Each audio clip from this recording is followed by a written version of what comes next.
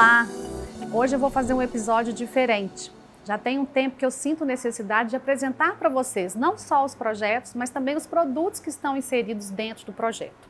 E foi a partir dessa vontade que hoje estou aqui na loja Beolar para trazer para vocês um pouquinho sobre a marca Cricer de eletrodomésticos. Eu vou mostrar aqui para vocês algumas das especificações que eu fiz para o apartamento dos meus clientes e pouco a pouco vou contando as especificidades técnicas, estéticas e funcionais de todos os equipamentos que colocamos na cozinha, espaço gourmet dos meus clientes. Vamos lá? A Cricer está no mercado nacional há mais de 30 anos importando produtos italianos. Como todo produto importado de boa qualidade, claro, existe sim um valor agregado no quesito financeiro. Mas existem sim muitas contrapartidas no campo estético, técnico e funcional. E eu estou aqui para tentar desconstruir, desmistificar e também te explicar o porquê desse produto estar em outro patamar em relação à indústria que a gente tem aqui no Brasil. Vamos dar um giro? Vou começar de um eletrodoméstico, né, que muita gente tem em casa, ele quebra galho. Gente, sabia que máquina de lavar a louça economiza água, né? Existe essa mística de que gasta. Não, é o contrário, máquina de lavar a louça economiza. Mas vamos lá. Essa aqui da Cricer, hoje eu tô falando de Cricer, ela pode ser em aço inox ou, olha que bacana, diferencial, ela pode ser revestida de acordo com a sua marcenaria. Então, quer personalizar, fazer tudo cinza, madeirado, branco, rosa, vermelho, roxo? Pode fazer. Ou pode deixar aço inox. Ela tem 16 serviços, ou seja, uma senhora máquina de lavar louça, e ela chega a 85 graus de temperatura, então é muito bom para higienização. E tem uma coisa muito legal, vou fechar aqui. Quando acaba a lavagem, tem um mecanismo que chama Stop Open.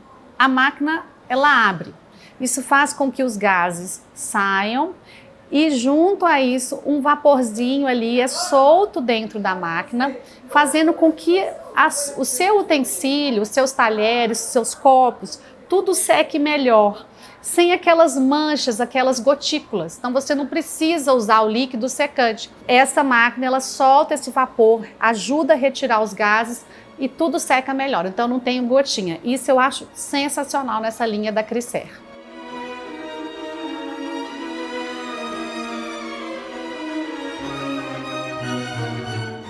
Aqui a gente tem a torre de fornos, né, simulando aqui na loja. Esse forno, ele é um forno elétrico. Vocês podem ver que a gente tem esse sistema de ventilação, então ele faz convecção, isso acelera o processo de cozimento, né, aqui dentro. E esse aqui é o forno micro-ondas, tá? Ele, vocês podem ver que é tradicional, tem prato giratório. Mas eu quero falar com vocês uma coisa muito legal, assim. A gente pode comprar um forno como esse, que funcione como forno elétrico e micro-ondas. Então eu tenho as duas funções num só equipamento. E isso é muito bacana. Primeiro, eu otimizo o espaço. Então, em vez de ter espaço para dois equipamentos, eu vou ter espaço para um somente. E aí, quando for a opção, a gente pode selecionar se quer usar micro-ondas ou se quer usar o forno elétrico. Tem outra coisa muito legal. Não é esse, mas eu vou simular como se fosse, tá? Quando a gente tem um forno que tem micro-ondas, a gente não tem o prato giratório, tá? Então, ele trabalha de forma similar ao forno elétrico. E isso traz uma vantagem, porque eu vou ter um forno de micro-ondas maior, então, ou seja, cabe pratos maiores, e vou ter um sistema de micro-ondas, né, de aquecimento mais eficiente. Por quê? Quando a gente tem o prato, esse sistema limita um pouco as áreas que a gente pode aquecer. Então, a gente perde os litros, que é a capacidade interna do equipamento. Quando ele está no sistema integrado ao forno elétrico, ele tem aproveitamento de 100% praticamente e ele aquece de forma diferente. Então não tem um prato. Isso é um detalhe muito bacana. Então tem um micro-ondas maior que aquece melhor, mais potente, com mais possibilidades de programa e que ocupa só um espaço no seu armário.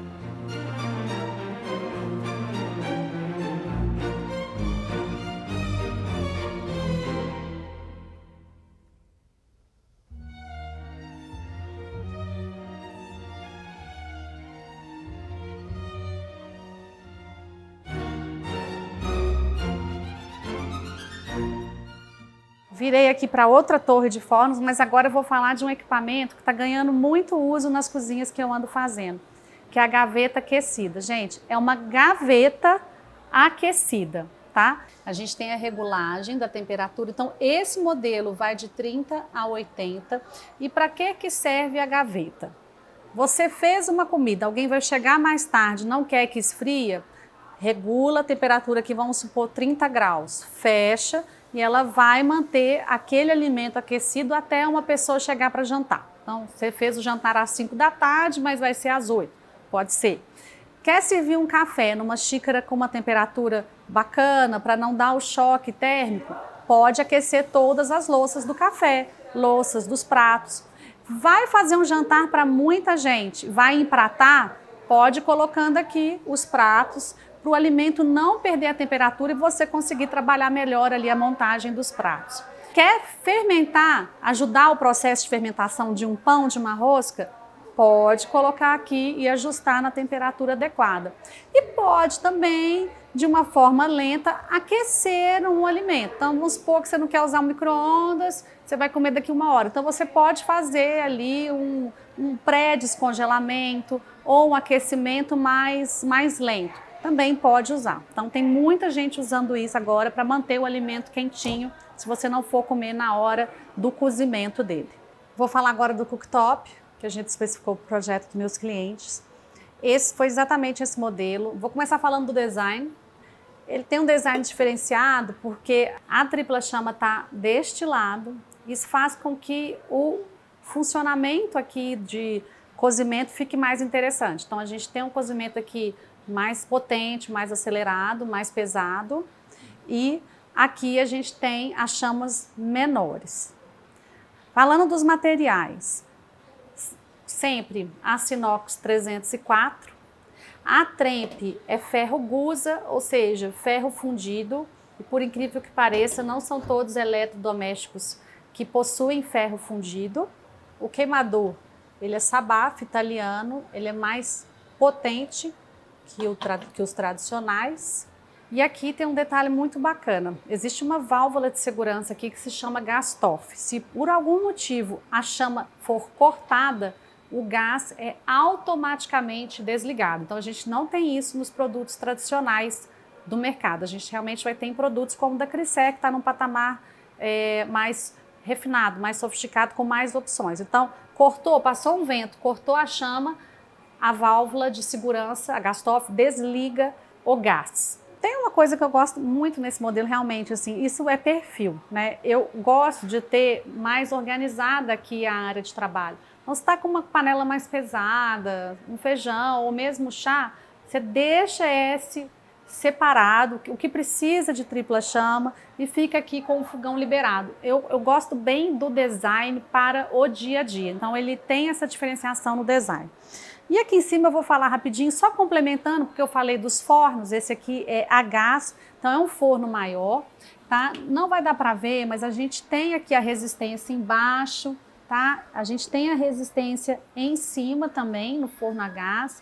Tenho várias possibilidades aqui com bandeja, né? As grades, mas tem um detalhe muito especial, é que esse vidro aqui, ele é uma camada sobreposta de vidros. E eu consigo o que com isso? Mais segurança. Porque é muito comum a gente cozinhar, dependendo do equipamento, esquentar demais as suas pernas. Então aqui a gente tem a segurança em função da multiplicidade de vidros, a gente tem a segurança térmica. Não perde calor, o forno não perde, mas também não corre o risco de queimar uma pessoa. A gente está quase chegando ao fim do vídeo, que é a parte mais importante, que são 2 modelos de coifa que eu vou apresentar para vocês. Mas antes eu vou só passear aqui por essa adega e pela cervejeira, tá? Primeiro eu vou mostrar o design, que é super bonito. Aqui embaixo a gente tem a respiração, né? Toda a parte de calor, ela sai para frente. Com isso eu não perco profundidade na bancada, né? Então a respiração do equipamento, ela se dá pela parte da frente. E aí, vou abrir primeiro aqui a adega. A gente tem aqui sistemas parecidos, tá? Tanto aqui na adega quanto na cervejeira. Vocês podem ver que a gente tem 2 zonas de temperatura. Isso porque alguns vinhos trabalham melhor em temperaturas mais baixas e outros não tão baixas. A mesma coisa vai acontecer na cervejeira. Então, vou abrir a cervejeira.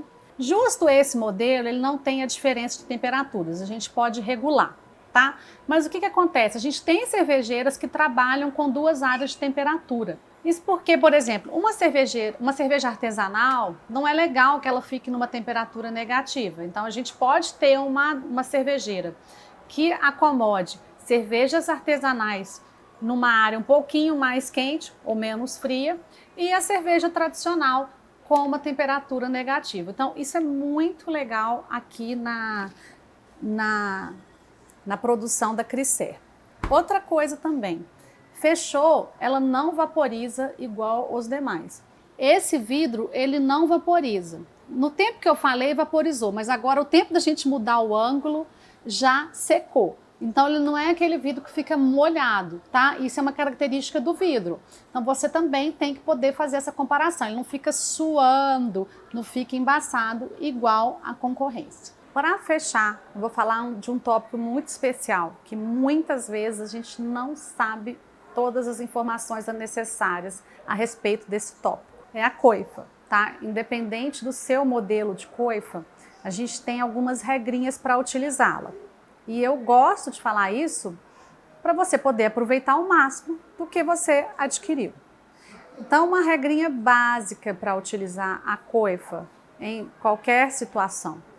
Você tem que manter o ambiente fechado, sem corrente de ar. Porque vamos supor que eu estou nessa cozinha e aqui mesmo está vindo uma corrente de ar aqui da loja.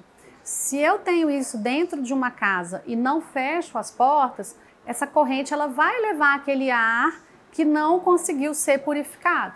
Então, a regra número 1, fechar todas as portas e janela da sua cozinha enquanto você estiver usando a coifa. Fechou as portas da cozinha ou sala, enfim, do espaço que está ali acomodada a coifa? Ok, vamos começar. Para começar, a gente tem que ligar 5 minutos antes esse equipamento, porque ele já vai fazendo ali o trabalho de depuração do ar. E aí começou o cozimento, você vai cozinhar, vai manter ligado durante todo o processo de cozimento. E depois que acabou, que você desligou as chamas, ou seja, a gente ainda pode ter ainda fumaça, gordura, vapor, a gente vai manter por mais 15 minutos essa coifa ligada. Então existe aqui um timer que você pode apertar e deixar ali 15 minutos a coifa ligada.